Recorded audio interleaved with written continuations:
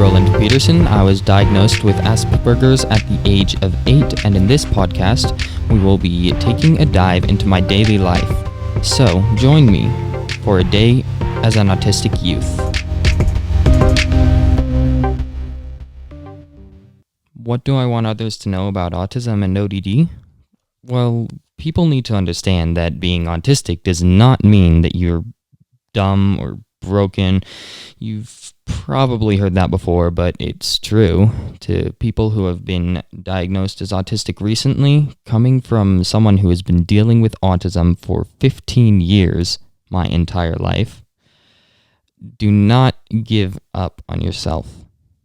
You are not a lost cause. Beat down the stereotypes one by one. If people try to tell you that you're broken, remember that everyone is broken in one way or another.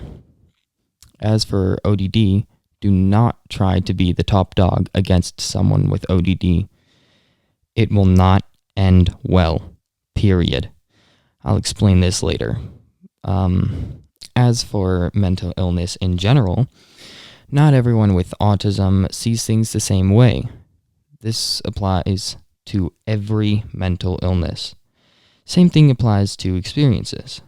Not everyone experiences depression the same way, and the same thing goes for every mental illness. What is ODD? Well, ODD stands for Oppositional Defiance Disorder. In my experience, it makes me enjoy conflict. It makes it so that I cannot be wrong. If I am, I will continue pushing until I'm right. That includes fighting. In a physical fight, I will do whatever it takes to win. The things I will do range all over the place, from hair pulling to using a pen as an improvised knife, to throwing shoes, to kicking you while you're down, to biting, to throwing chairs, to pushing you down the stairs. I will win.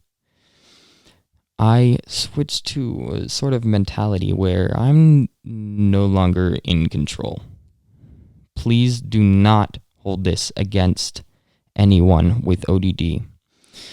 They don't really have much control over it. I've been working at it for years now and still have troubles with it often. Another thing about that last part is even though it's extremely, extremely difficult to control, it does not mean it's impossible. If you have ODD, don't just stop trying or give up because you feel like you can't do it anymore.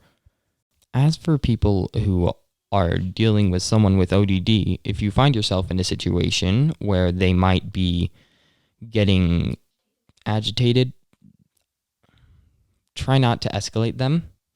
The best thing that you can really do with someone with ODD is try to de-escalate or back down.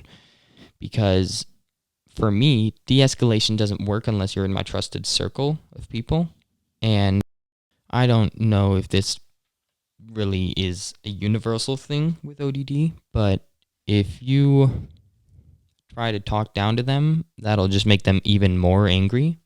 Basically, the best thing to do is to back off and take a breather for a second. Don't get defensive.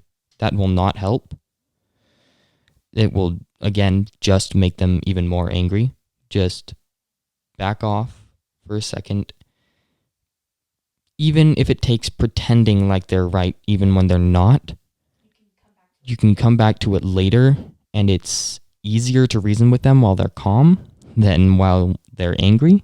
So that would be my advice on ODD, dealing with it and dealing with a person with it. So I know that there were a lot more questions directed at me for this topic, but in general, just don't judge people with mental illness just by that, and don't judge yourself more harshly just because you've been diagnosed. Remember that my experiences are my own, and with that, farewell.